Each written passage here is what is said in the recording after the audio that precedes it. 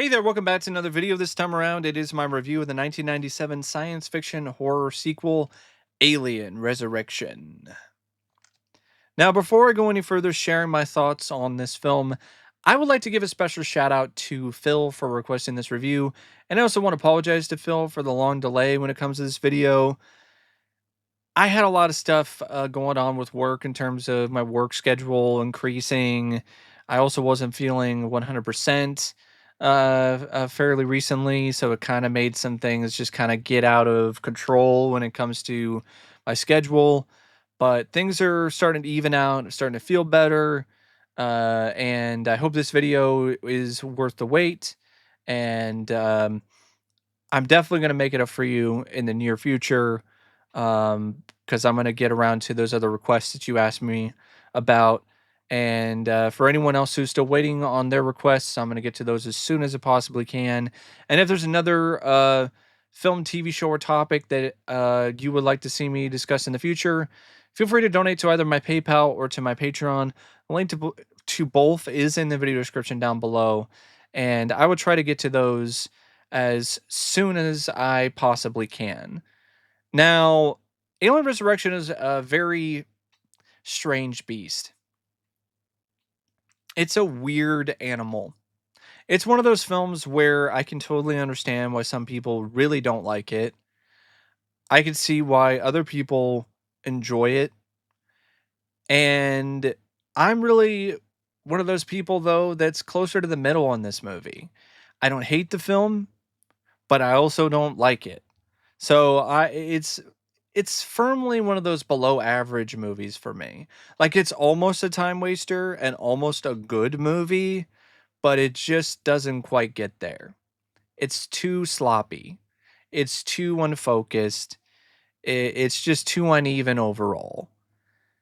Now, I know in the past I've had more extreme and more intense feelings about this film.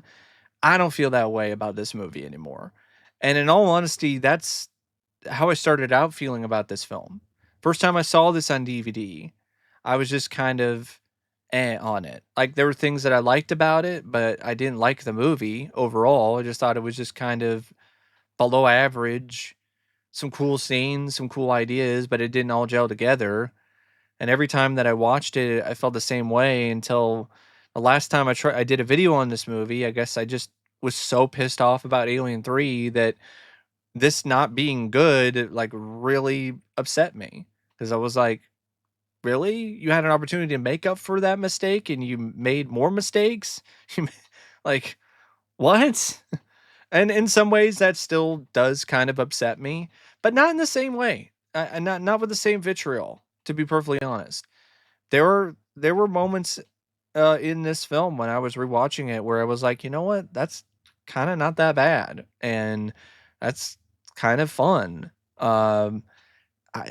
It's almost a fun schlock fest, like, in the vein of, like, those other films that were copying Alien, like Creature and so on, but it doesn't quite get there because of, a few factors. One of them is definitely who is behind the camera. Now, don't get me wrong, Jean-Pierre Junet is a very talented filmmaker. He did some really fantastic work with City of Lost Children and Delicatessen, but those are art house films. Alien Resurrection is not an art house film. It's not a movie that really works with that particular approach. And that's the approach that he brought to this. And at times it leads for some nice looking shots, some cool visuals, but at other times it's kind of hard to watch because you're seeing a director who's taking this more pretentious kind of approach to what is in a lot of ways a big budget B movie. That's really what Alien Resurrection is. If you look at its script, you listen to the dialogue, you see a lot of things involving the plot and just how this film is. It's not really a movie that is that deep. It's not really a movie that's art house. It's grindhouse in more than one way.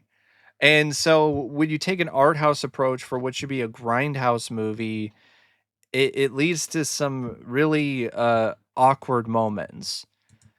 And like I said, there are some great looking shots in this. I think Junet, the way that he shot the um, freak show of all of the Ripley clones and that entire sequence, that was really well done. That was really effective. There are other moments involving the xenomorphs that had some tension and provided some genuine thrills. The underwater sequence and everything that happened after that, when the characters are trying to escape and run right into more eggs and facehuggers, and things go from bad to worse, that's a really well executed and well shot sequence overall. There's some individual fun bits of action that lead to some pretty memorable moments, like when Ripley puts the gun through the xenomorph's corpse. Not really the xenomorph's corpse. It puts the gun through the corpse of one of the mercs and then blows the xenomorph's head off. That was a pretty cool moment. The scene where Joner is going backwards with the gun on the ladder and shooting. That's a pretty cool moment. There are a lot of moments in this that are kind of cool. Like it might be implausible, but the Purvis when he's running towards Ren and he gets right in front of him and the chest burster bursts out of his chest and goes right through Ren's head. That's a cool moment and it's well shot. There's some nice inventive different dynamic sort of camera work in this that really do showcase Junet's talent as a director, in terms of the camera angles or the way that he moves the camera around a certain shot or a certain scene. And it just leads to, in all honesty, a fairly a stylish looking film when it comes to the direction. But the style that he uses doesn't really fit with the tone of the movie most of the time. So what you get is this film that has this very art house look and feel to it visually, but like I said, has this very grindhouse sort of script and tone and B movie aspect to it. So when you have a B movie and then you try to approach it like some art house movie visually, it leads to a lot of rough spots, rough patches when it comes to the direction. Also, he took things way too seriously, and it led to some pretty bad performances from strong performers like Brad Dourif, for instance, and Sigourney Weaver, and other people in the cast. There's also a lot of issues with things being lost in translation because he didn't know any English. So everything that he was trying to get across to his cast or his crew had to be translated with a translator. And there's just a lot of things involving the direction of this where it's just not at the level that you want it to be. And I think a lot of it is trying to force a square peg into a round hole when it comes to the producers of this film hiring Junet because they like his visual style. And it's like, okay, yeah, he's got a good visual style, but that doesn't mean that it's a good fit for this movie in particular. If this was a more serious, straightforward alien film, then his style and his approach visually would have been a better fit. But it's not. It's very tongue in cheek. It's very over the top. So his style isn't really the best kind of uh, fit for the movie that is getting made. And I mean, Fox tried. They tried to get a different director before Janae. They brought in Danny Boyle. He didn't want to do it. They brought in Peter Jackson. He didn't want to do it. I think Jackson would have been a much better fit when it comes to the overall tone of the script and the film itself.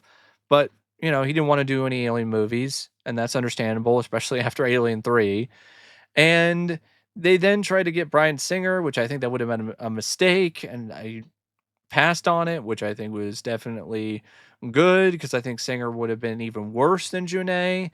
And I read something that they tried to get Cronenberg on board, but Cronenberg was like, I don't do sequels. I didn't do a sequel to The Fly. I've never done a sequel to any of my movies. Why would I want to do a sequel to Alien or Aliens? I bet he probably just read the script and was like, "Yeah, this isn't very good, and I would have to do a lot of extra work on this to make this work and to be able to do what I want to do with it. So I'm gonna pass because I don't want to put all this extra work into things right now." Um, but in all honesty, I mean, how much worse could his Alien Resurrection be than Existence? I think his Alien Resurrection would have been better. That's just me. I know a lot of people like Existence. I'm not one of them. But yeah, Junet's direction, there are moments where it does work, but then there's a lot of other moments where it doesn't. And that's why Junet's involvement with this film is definitely one of the flaws with the overall production that hold it back from reaching its full potential. But in my opinion, the biggest flaw is the screenplay by Joss Whedon. Now, before I, completely sink my teeth into this script and start tearing, uh, I want to give it some credit because there are some things about this script that do work. I actually don't mind the clone angle. I know initially Joss wanted the clone to be Newt, and that would have been different, but it wouldn't make a ton of sense. But then again, none of this really makes a ton of sense.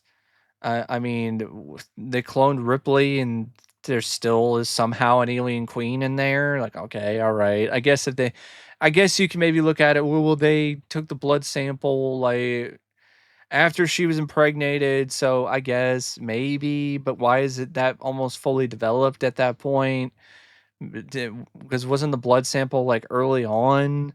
Because unless there was a blood sample that was taken when she was doing that imaging, when she was trying to see whether or not she had a queen inside of her, maybe they did that at some point. I don't know. But as strained as the logic is when it comes to the cloned stuff, at least it's an attempt to do something different. And I give it credit for that. It is unique. The idea of a half human, half xenomorph and having it be Ripley, she's now uh the very thing that she hates and the very thing that's taken away everything from her. That's some pretty strong conflict. The problem is it's kind of a double-edged sword because Whedon doesn't do anything with that whole concept of that inner conflict, except the bare minimum. And I think that should have been fleshed out a lot more. I think there should have been a lot more conflict with Ripley, recognizing not only who she is or who she was, but also coming to terms with the fact that she's part xenomorph and how that affects her personality, how that affects her emotionally, how that affects her in a multitude of different ways.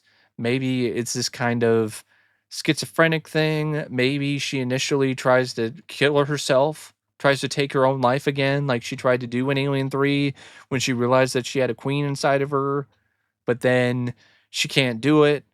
Like she heals, so she can't do it. She can't kill herself. Um, at least not on her own. And that would lead to some extra drama.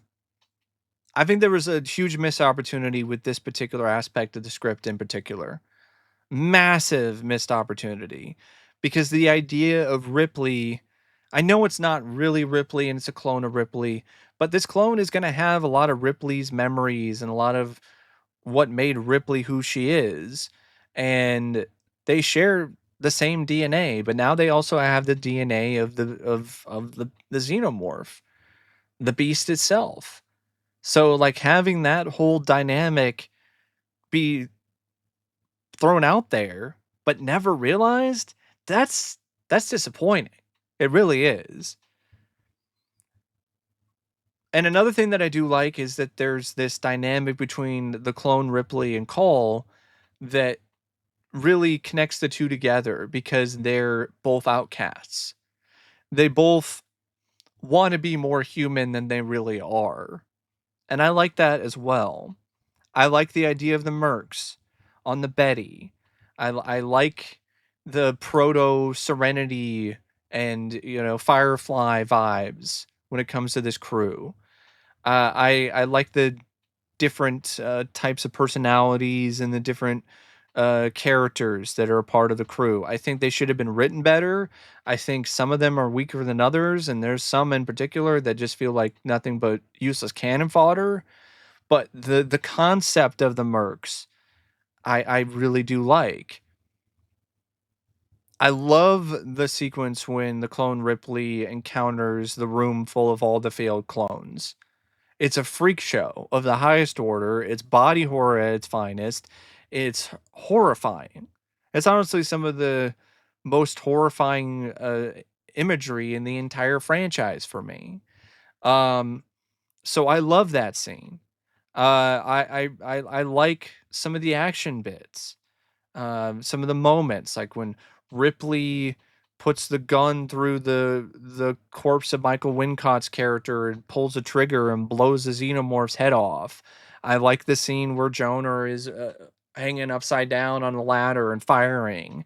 Um, I like the whole underwater sequence and everything that happens after it when they're trying to get out and they're running out of air and they get out and then, oh no, they're surrounded by eggs and now there's face huggers and things have gone from bad to worse. I like that. Um, I don't like the newborn stuff though, and I don't like how uneven the tone is, especially when it comes to the comedy. Uh, it's just an uneven script. It needed more time. It needed another writer, maybe another voice in the room who could be like, "Hey, Joss, that line of dialogue where Ripley says, 'Who do I need to fuck to get off this ship?' Yeah, cut that out because that doesn't make any sense, and it's not funny." Um, Oh, that whole bit where one guy's going fork and then Ripley for no reason says fuck. Yeah, cut that out because that's like Rob Zombie level script writing. Well, it doesn't even work, let alone fit, and it's just cringe. It's the kind of thing you just scratch your head and then shake your head afterwards and then just sit there stunned for a little while and for a brief moment of silence just to recollect your thoughts because you can't believe you actually saw and heard what you think you saw and heard. But with moments like that, you have fun stuff like the basketball scene, which is fun. I like that sequence. There's other moments with some of these other characters, little fun little lines of dialogue, little quips between the two, like Jonah and some of the crew that's nice and can get a laugh out of you. But then there's other moments where you're like, that was a really bad line and that wasn't funny at all. And you got stuff like with Brad Dourif's character where he wants to kiss, and I think maybe he's thinking about fucking alien at one point, and it's just bizarre and not in an interesting or cool way, just in a way that doesn't make any sense. And speaking of that, like when he's all cocoon at the end with the queen, and he's all like talking to the newborn, like, "Oh, you beautiful butterfly!" Like that was just laughable and ridiculous. And the human antagonists really sucked. Like Dan Hedaya as the general, the way that he died was just laughable and over the top in a way that was hard to take seriously. Like you got hit in the back of the head with an alien's tongue and then he's pulling his brain out and then looking at it and then passes out. Like what? And any dialogue with him was just bad. Like the character never came across as anyone that was remotely fleshed out. Neither did any of the kooky scientists, including Brad Dourif, who I really like as an actor. This script did nothing to really give him anything to work with other than mostly cringe. The crew of mercs is a good idea, but it's not executed as well because at least half of them are forgettable or cannon fodder. There's this new guy that gets thrown into the group who's a part of the military operation, and this guy is just awful. Di Stefano, the soldier who's stationed aboard the Auriga. Um, You have this guy named Purvis who was a guy who was impregnated with an alien, and now he's going to have a chest burster in a matter of hours. And that guy just feels like there's nothing to this character. He's dead weight. It's like they add more characters instead of fleshing out Jonah more, fleshing out Call more, fleshing out Ripley more in terms of her whole struggle with being part xenomorph.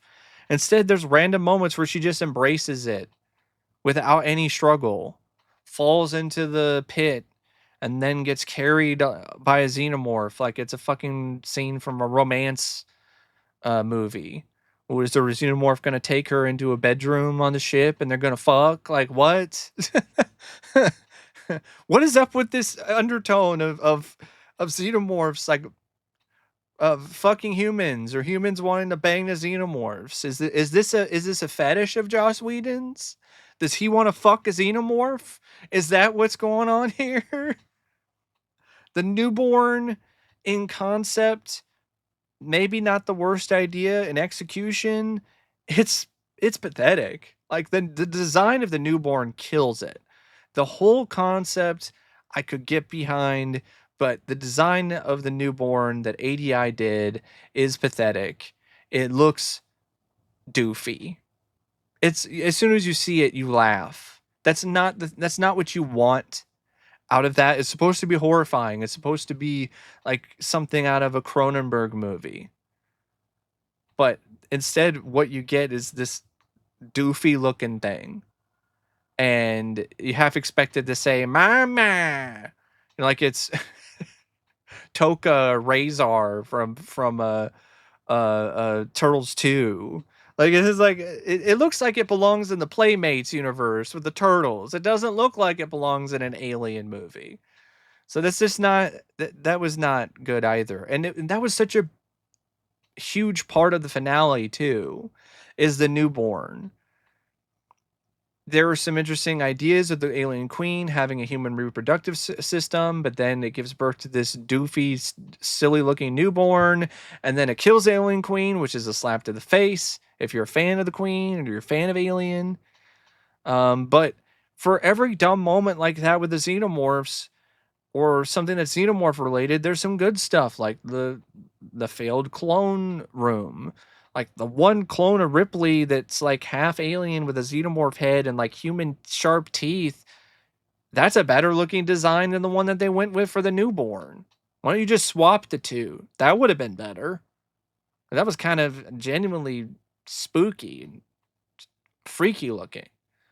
But no, but that was still a good scene.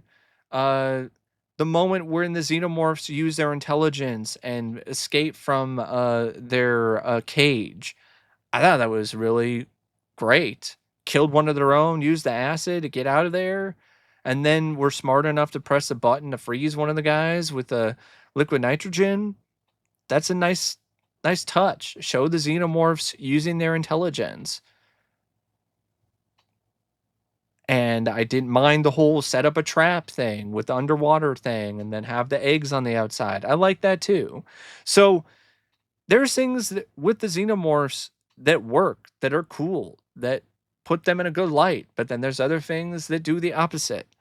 So it just really does tie into the overall disappointing theme of this script. It's unevenness. It's uneven when it comes to its tone, when it comes to the humor. It's uneven when it comes to the quality of the story and the plot. It's uneven when it comes to the overall execution. Even when it comes to the stuff involving Earth, good idea having Ripley head back to Earth in a different way, but in the theatrical version at least they never get there. They get there in the director's cut where they crash land and they're in Paris and see the Eiffel Tower. But even with that, it's just a tease because what you're wanting is these characters on Earth for a whole movie and dealing with the xenomorphs, but you don't get that. So even that, in theory and concept, is kind of a cool idea, good way to get Ripley back to Earth, but because you never see a sequel, you never see more of that, it's just another thing that's disappointing about the movie. I also did like the fact that there were still a fair amount of survivors, and there were some characters that I actually liked. So there was that as well. I think they did waste some characters though in the script. Like for instance, Elgin, the captain of the Betty, they really did him dirty. I mean, I think he was the first one to die. I don't really feel that was necessarily the best idea. That was a bad call. But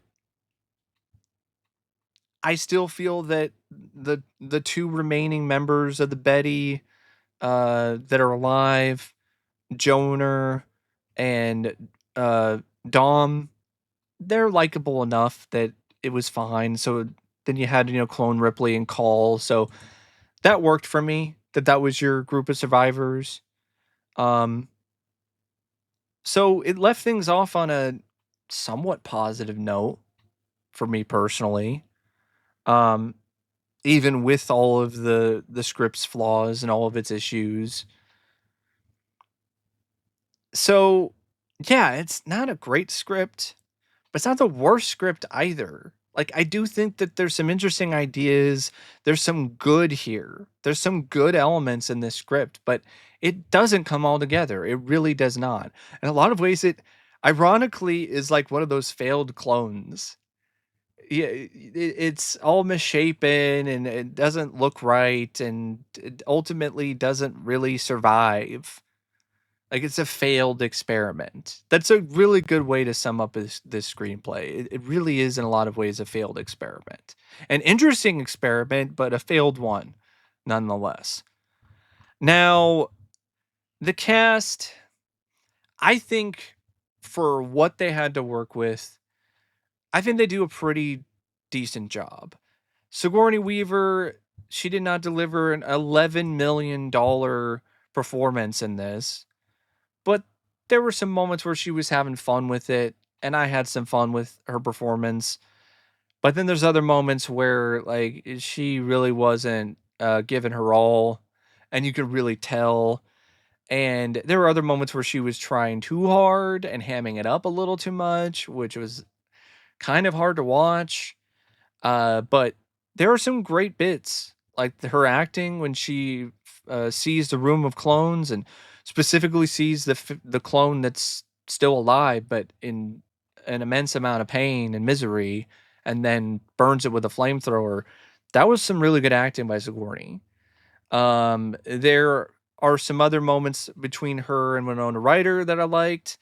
But then there's other bits like, I mean, I'm sorry, there's nothing you could do with who do I have to fuck to get off this ship, or fork, fuck. Like, there's nothing you could really do with that. Like, what are you like? Some of the lines like she was given, like, there's nothing she can do to make that good, let alone decent or even remotely salvageable. But I would say, yeah, this is arguably like the weakest performance from Sigourney when it comes to her in an alien movie. Winona Ryder as Call, I like the idea of Call. I like the character. I think her performance is uneven. I like the character. I don't like the performance as much. I think honestly, I think Winona Ryder should have been recast. She just doesn't pull off the whole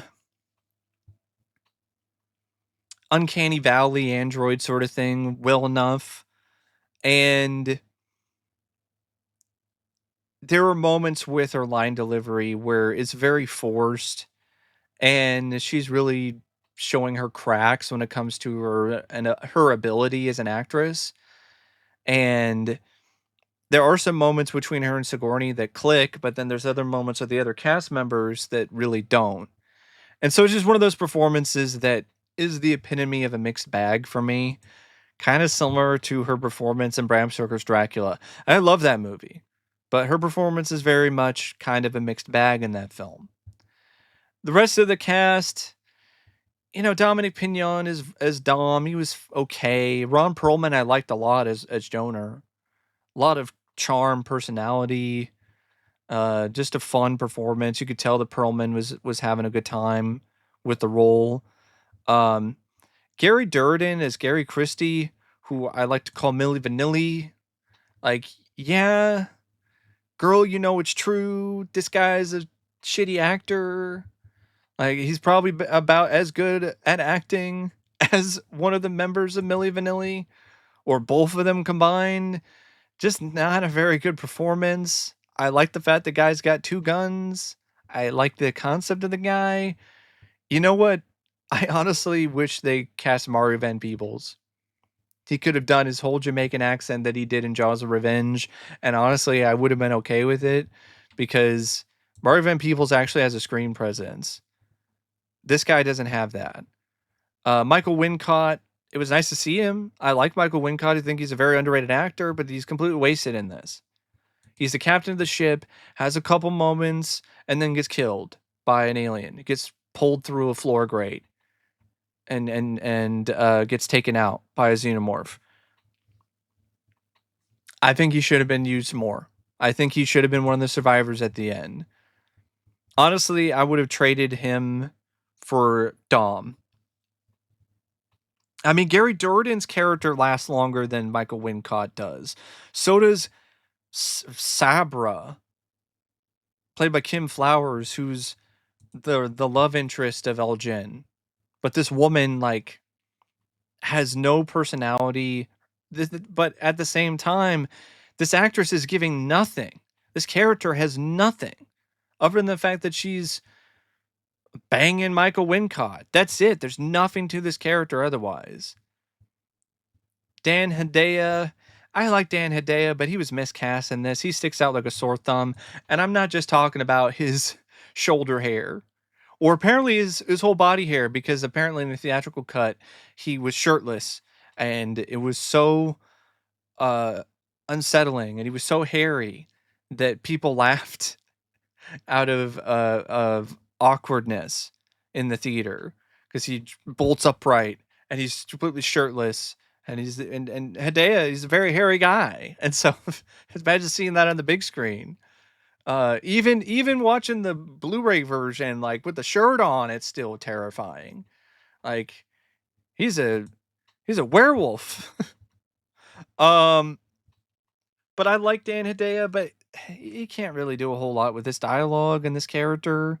But he is hamming it up though, so he could have done better in terms of dialing it back. Um, J.E. Freeman is Ren, another performance that really wasn't that great and could have benefited from dialing it back. Brad Dourif, I love Brad Dourif. This is one of my least favorite roles of his, is this weird doctor trying to tongue kiss the alien while the alien's behind glass, and then talking about how the newborn's a beautiful butterfly. Raymond Cruz is Vincent Di Stefano. The character was weak enough. The performance was even weaker. This guy sounded like he was doing an impression of Ted from Bill and Ted. I half expected him to go and just be like, "Whoa, that's bogus, dude. That's non heinous. Something strange is afoot on the Auriga." Not a good performance. Leyland Orser as Purvis, for what he was asked to do is fine. But yeah, not the best cast, but not the worst. There's some interesting and talented character actors in this. There's a handful of decent to good performances, but there's a lot that just doesn't really work that well or is just underutilized. The cinematography by Darius Kanji, I like how this film looks at times. At other times, though, I hate how this film looks. It looks like literal shit and piss. And that's because the cinematographer and the director wanted to make the movie look more metallic, so they actually injected some kind of fluid or something into the film itself that made it look this way.